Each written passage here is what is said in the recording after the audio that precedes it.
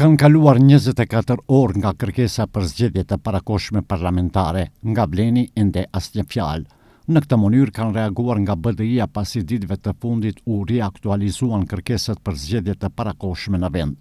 Madje këtë reagim BDI-a në rrjetet sociale e ka ilustruar me një fotografi me mbishkrimin: kaluan 24 orë, zbleni ende i strukur dhe pa zë për zgjedhje të parakohshme.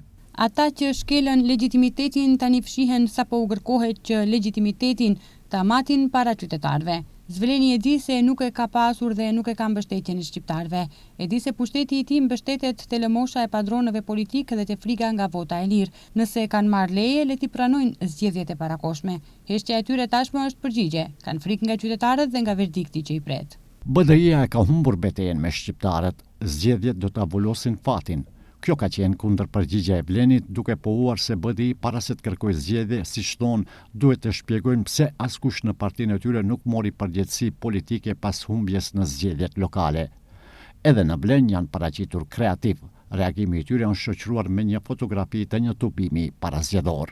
Bisedat për legjitimitet dhe kërkesat për zgjedhje të parakohshme janë vetëm për në shtëpi, për t'i mbajtur të njëjtët politikanë në kondicion dhe për t'u shitur shpresë se së shpejti do të kthehen në pushtet për të vjedhur përsëri.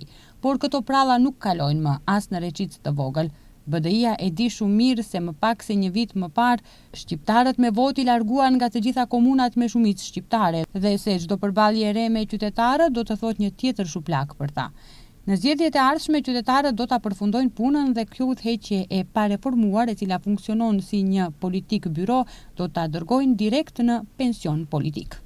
Shumica parlamentare është e fokusuar në punë, por nuk përjashtohet mundësia t'i përgjigjet kërkesës së opozitës për zgjedhjet e parakohshme parlamentare, deklaroi kryeministri Mickoski.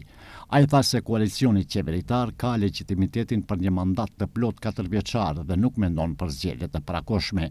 Sipas tij, qytetarët nuk duan zgjedhje, por edhe nëse ka të tilla, ai është i sigurt në fitore të partive që aktualisht formojnë shumicën parlamentare.